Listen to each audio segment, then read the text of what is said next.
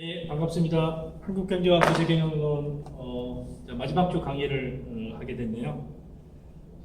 시작부터 끝까지 참 온라인으로 계속 할 줄은 몰랐습니다. 하다 보니까 이렇게 됐는데요. 조만간 끝날이라고 생각했던 코로나가 계속 영향을 미치고 있습니다. 한국 경제 그리고 우리나라 이제 거시 경제, 거시 경영 어떻게 될 것인가, 또 어떤 부분들을 봐야 되느냐 조금 복잡합니다. 일반적으로 보는 이제 거시 경영을 보기 위한 지표들, 한국 거시 경영에 영향을 미치는 주요 지표들, 지난번에 얘기했던 뭐 금리라든지 소득이라든지 투자라든지 그리고 무역이라든지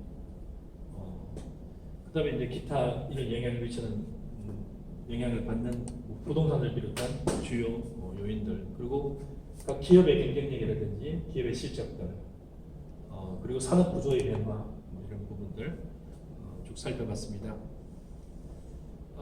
우리나라 경제가 코로나 때문에 전 세계적 경제가 상당히 안 좋은 것은 사실입니다. 근데 또 안 좋은 거를 또 부분적으로 따라서 어떤 부분들은 굉장히 또 좋은 것 같습니다. 오늘 아침에 제가 잠깐 집사람이 온도계를 사러 갔습니다. 온도계를 사러 약국을 잠깐 가서 온도계를 집에서도 온도계가 좀 있어야 되겠다 해서 사러 갔는데 약국을 네 군데를 들렸는데 그 중에 한 두 군데는 온도계 자체를 다 이렇게 품절이 다 안 팔고요.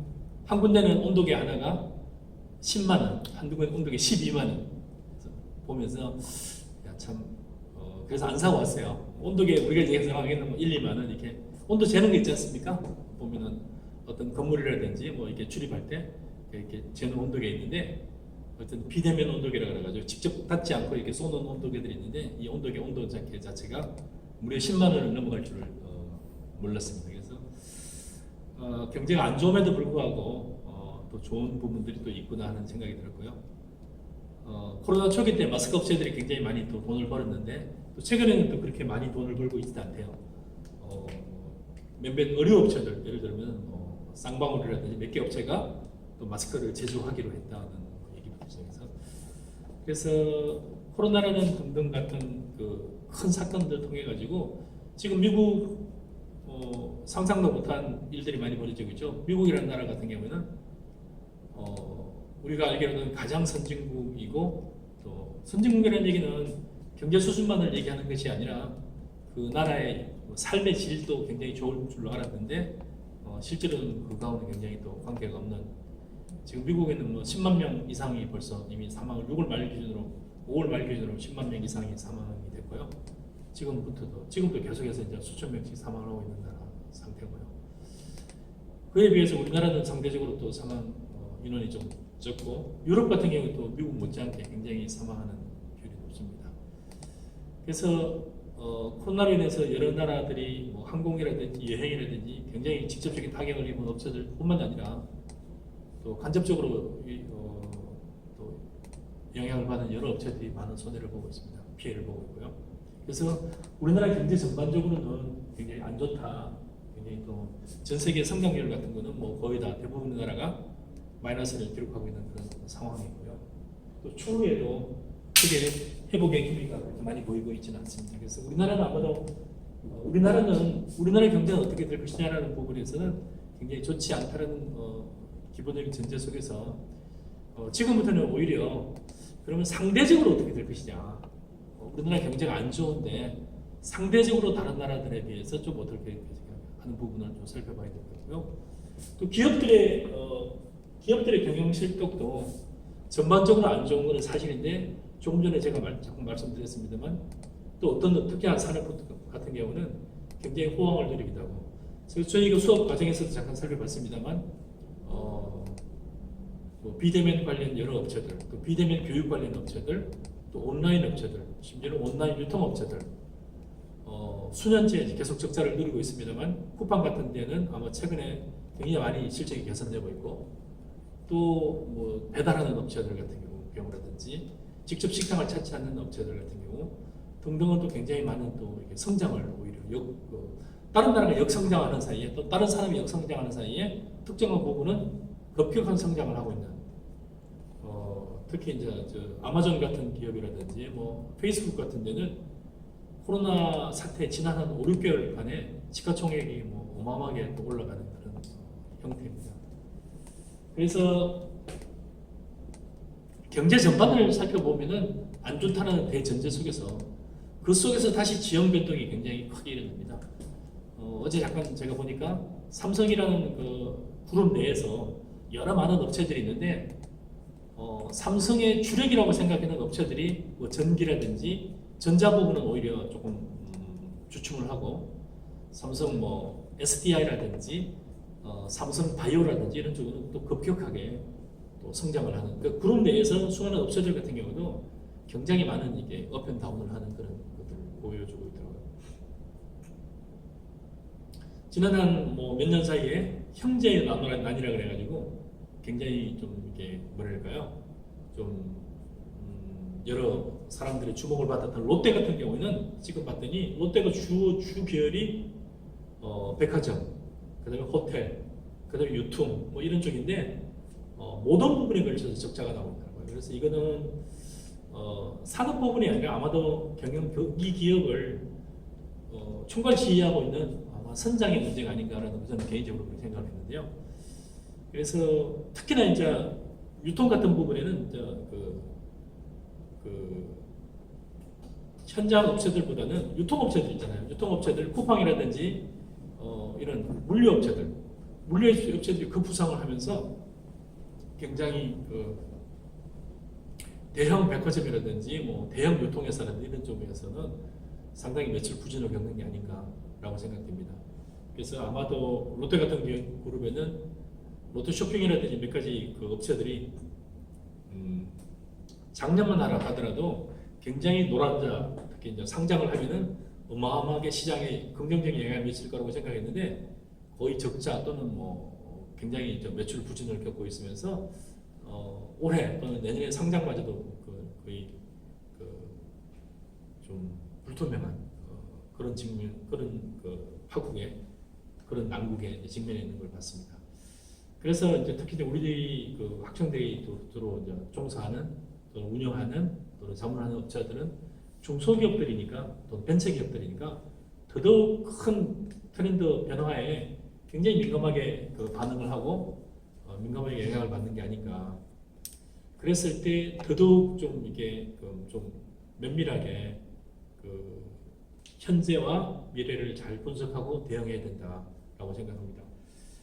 경우에 따라서는 그래서 제가 수업 첫째 시간, 둘째 시간 때 했던 얘기가 효과성과 효율성에 관해서 얘기를 했어요. 그래서 굉장히 어려움이나 난국이 닥쳤을 때 일시적으로 일시적인 현재 상태에서 뭔가 몸을 비트는 또 뭔가 또 모색을 하는 이런 단계를 주로 이제 효율성이라고 해서 어떻게 효율을 안 나게 하려면은 매출을 조금 더 증가시킨다든지 하기 위한 방안을 찾는다든지 또는 비용을 조금 더 절감하기 위한 어떤 대책들을 마련하는 그 정도 선에서 대부분 이게 고민하는 경우가 많은데 특히 이제 코로나 이후에는 산업 구조 전반에 거의 파괴적인 굉장히 좀 이렇게 전폭적인 좀 변화가 있지 않을까라고 저는 생각이 됩니다. 그래서 여러분들 입장에서 그러한 측면에서 살펴봐야 되고 그래서 작은 움직임보다는 큰 틀에서의 변화를 좀 살펴봐야 되지 않을까 저는 그렇게 생각합니다. 1959년에 프랑스 대통령이 된 드골이라는 사람이 있었습니다. 드골이라는 대통령은 사실 전쟁 영웅이었는데 2차 전쟁 영웅이었는데 그 뒤에 이제 정치를 하면서 프랑스 대통령이 되어가지고 한 10년 정도 프랑스 대통령 1969년까지가 아마 했던 것 같아요. 59년에 대통령이 되고 나서 여러 정책들을 썼는데 대통령이 될 때는 인기가 되게 많았는데 대통령 퇴임하는 시절에는 인기가 좀 없는 그런 대통령으로 퇴임을 했습니다. 근데 프랑스 드골 대통령이 퇴임하고 나서 상당히 많은 시간이 지나고 1990년대 후반 들어서서 다시 인기를 드골 대통령의 인기가 회복됐던 적이 있는데 이유가 프랑스 대통령을 하던 시절에 그 장기적인 투자에 굉장히 힘을 기울였습니다. 장기적인 투자에. 그 대표적인 게 콩코드라는 거, 비행기죠. 그 다음에 이제 떼제베, 우리도 도입한 프랑스 떼제베 우리 도입했죠. KTX 떼제베. 그다음 조력 발전. 조력 발전 같은 경우는 요즘에도 좀 인기가 있죠. 파도를 이용한 또 해수를 이용한 그 발전 시설. 요즘 풍력이라든지 조력 같은 게 유명하죠. 그다음 고속 정식로. 고속 정식로 같은 경우는 원자와 관련된 원자. 그다음에 전자교환 시스템. 그럼 5대 국책 과제를 프랑스 드골 대통령이 했는데 이 5대 국책 과제가 전자교환 시스템 같은 경우는 지금 이제 패턴이 바뀌어서 좀 한물 갔습니다만 이 5대 국책 과제가 드골 대통령 때는 기초로 다 나온 것들이고 시작을 한 거예요. 대규모 자금이 들어갔던 거고 대규모 기초로 나왔던 거고 한참 그 이후에 세월이 지나고 나서 프랑스가 그 혜택들을 본 거죠. 그러니까 1959년과 69년 드골 대통령이 프랑스 대통령 하는 시절에는 드골 대통령이 주요 과제로 추진한 5대 국책 과제가 하나도 빛을 발한 적이 없어요. 그리고 이것 때문에 프랑스 경제가 좋아진 적도 없고 이것 때문에 드골 대통령을 고마워한 적도 없었어요. 근데 90년대 후반 2000년대가 되면서 진정한 드골 대통령께서 참 프랑스를 위해서 굉장히 초석을 놓았다. 그래가지고 오랫동안 다시 존경을 받고 드골 대통령 인기가 지금도 굉장히 프랑스에서 대단합니다. 그래서 여러분들이 이제 한 그 정책을 담당하는 사람이든 아니면은 기업을 경영하는 사람이든 특히 그 코로나 같은 거대한 좀 파고들이 있을 때 기업들의 큰 변화가 있을 때 살펴봐야 될 것들은 단기로 볼 거냐 장기로 볼 거냐 단기 또는 장기로 볼 거냐. 우리나라 사람들이 투자를 하거나 또는 뭐 심지어는 사업을 하거나 할 때 상당히 많이 단기적으로 많이 봐요. 벤처캐피탈, VC라고 하죠. 벤처캐피탈 투자 같은 경우에도 또는 어떤 사람들을 GE 같은 경우는 사람들을 굉장히 잘 키우는 업체로 유명한데 이 사람들 사람을 채용해가지고 이 사람의 능력을 보는데 보통 최소 5년 내지 7년을 바라보고 이 사람을 채용을 하거나 성과를 보거나 이렇게. 우리나라 같은 경우는 보통 1 내지 2년에 성과가 나올 거냐 말 거냐는 거죠. VC도 마찬가지고 기업들이 사람을 채용할 때도 마찬가지고 우리가 특정한 사람들을 채용하거나 경력직을 채용하거나 했을 때 그 기업에서 바라보는 성과는 뭐냐면은 당장의 주로 성과예요. 당장의 성과. 이 친구가 우리 회사에 들어와서 당장 무슨 실적 개선에 도움이 될 거냐, 연구 개발에 도움이 될 것이냐, 마케팅에 도움이 될 것이냐, 뭐 영업에 도움이 될 것이냐, 아니면은 뭐 기업의 기획이라든지. 그래서 실제로 우리나라 사람들은 투자를 할 때도 마찬가지고 인재를 채용을 할 때도 마찬가지고 어떤 기업이 변신을 하거나 변화를 하거나 사업 다각화를 하거나 할 때도 상당히 많은 기간 동안을 보면은 단기간에 걸쳐가지고 1, 2년에 걸쳐가지고 투자 성과를 보려고 하는 또는 사람을 채용하는 그 효과를 보려고 하는. 그래서 실제로 보면은 굉장히 많은 어려움을 겪는 경우가 많습니다. 그래서 특히나 변화가 심한, 변화가 많이 예측되는 가운데서 우리나라 주로 한국 경제가 또는 한국의 기업들이 단기적인 목표나 단기적인 성과 개선에 치중하고 있지 않을까 하는 생각이 지금 들어서 여러분들이 이제 거시 경제를 바라보는 안목도 마찬가지고 여러분의 기업을 바라보는 안목도 마찬가지고 관점을 바라보는 관점을 장기적 관점에서 바라보고 장기적 관점에서 바라보라고 저는 얘기를 하고 싶습니다. 한국경제와 거시경영론을 강의하면서 주로 거시경제와 경제경영과 관련된 주요 사안들에 대해서도 저도 얘기를 했습니다만 이것보다는 또 여러분들이 논문에 관해서도 얘기를 잠깐 했던 적이 있는데 논문도 마찬가지예요. 논문도 보면은 이제 쓰기 굉장히 편한 게 있는 반면에 쓰기 굉장히 어려운 것도 있어요. 그 다음에 쓰고 나서 쓰기는 굉장히 편한데 쓴 이후에 나름대로 논문을 쓴 활용이랄까요? 논문 자체 효과라는 거죠. 활용하기가 굉장히 어려운 논문들도 많이 있고 또 유용성이라고 그러죠. 이 논문에 나오는데 유용성이 여러분이 이제 학위 과정으로 학생들이 많은데 논문을 썼을 때는 그런 활용성이나 유용성도 같이 생각을 해야 논문이 나름대로 이걸 썼을 때 좀 미래적 관점에서 그래서 미래적 관점이라는 얘기를 조금 더 장기적 관점에서 바라보면서 논문 탑픽도 선정하고 또 연구도 하고 하면은 좀 낫지 않을까 하는 생각이 듭니다. 그래서 특히 이제 특히 이제 첫 학기 들어오신 분들 같으면은 오자마자 논문 얘기를 막 하니까 논문을 막 써야 되는 줄 알고 되게 조그맣게 생각하시는 분들도 있는데 뭐 그렇게 조그맣게 생각할 필요는 없어요. 보통 한 2년 정도는 여러분들이 이제 여러 과제들이라든지 또 선후배라든지 수업들을 통해서 다양하게 좀 논점들이라든지 논제라든지 이슈들을 접하다 보면은 이 분야가 참 나한테 오랫동안 이 테마를 가지고 졸업 이후에도 이 테마를 가지고 오랫동안 내가 활용할 수 있겠다 하는 것들을 논문 탑픽으로 잡으면 굉장히 좋습니다. 그래서 장기적인 관점에서 바라보라라고 얘기를 하고 싶습니다. 그래서 많은 지표들을 개별로 바라보지 말고 하나는 우리가 좀 바라봐야 될 게 마지막 시간에 제가 얘기하고 싶은 거는 모든 것을 장기적인 관점에서 바라봐라 라고 얘기하고 있고요. 또 하나의 관점에서는 조금 더 융합적인 관점에서 바라봐라. 제가 잠깐 융합적인 그 다음에 또 하나는 여러분 자체가 융통성도 있어요. 그 다음에 여러분 자체가 통찰력을 가져야 되는데 예를 잠깐 들어서 얘기를 하겠습니다. 제가 한두 번 잠깐 언급을 했던 적이 있는데 동남아시아의 여러 나라 또는 또 유럽의 폴란드라든지 동유럽들이죠. 폴란드라든지 체코라든지 헝가리 같은데 이런 나라 진출은 우리나라 대우라든지 우리나라 업체들이 굉장히 일찍 진출을 했습니다. 일찍 진출을 했는데 실질적인 효과들은 우리가 굉장히 본 적이 없어요. 근데 실질적으로 제가 좀 전에 얘기했던 베트남이라든지 미얀마라든지 많은 업체들 같은 경우 그런 나라의 주요 산업들이 우리나라가 가장 일찍 진출을 했는데 성과는 지금 누가 다 가져가고 있느냐? 화교, 차이나 자본들이 다 가져가고 있어요. 이게 뭐에서 생긴 거냐?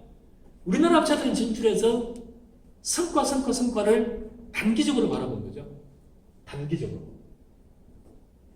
화교들은 진출할 때 어떻게 진출했냐? 그리고 단기적으로 진출하고 융합적으로 한 업체가 진출한 게 아니라 여러 업체들이 그래서 화교들이 진출할 때 특징이 뭐냐? 군단으로 해요. 군단으로. 그러니까 상단. 하나의 개별 기업체가 다른 업체보다 성과를 엄청 많이 내겠다는 경쟁적으로 가는 게 아니라 화교 업체들이 특정 도시나 특정 지역에 진출할 때는 여러 업체들이 같이 가요. 200개, 300개 업체들이 같이. 유통업체, 물류업체, 그리고 그 업체 내 부분별로 구성 자체가 굉장히 다양하게 한꺼번에 들어가요. 그래서 실제로 베트남이라든지 이런 쪽으로 또는 미얀마라든지 심지어 태국 같은데 많은 그 신도시라든지 메콩강을 중심으로 한 새로운 건물을 짓고 있는 지역이라든지 항만이라든지 주요 부분들은 화교 친구들이 다 가져갑니다. 그래서 굉장히 아쉬워하는 부분들이 제가 보면서 한국 기업들이 진출할 때 조금 더 장기적인 관점에서 진출했으면 안 됐을까 하는 생각들을 아쉬움을 굉장히 많이 가집니다. 우리나라 지금 거의 파산까지 갔다가 회생하고 있는 조선업체들 같은 경우도 실제로는 조선업체들이 한국 업체들끼리 경쟁하다가 사실은 조선업체가 몰락한 그런 케이스입니다. 제가 잠깐 쉬었다가 계속하도록 하겠습니다.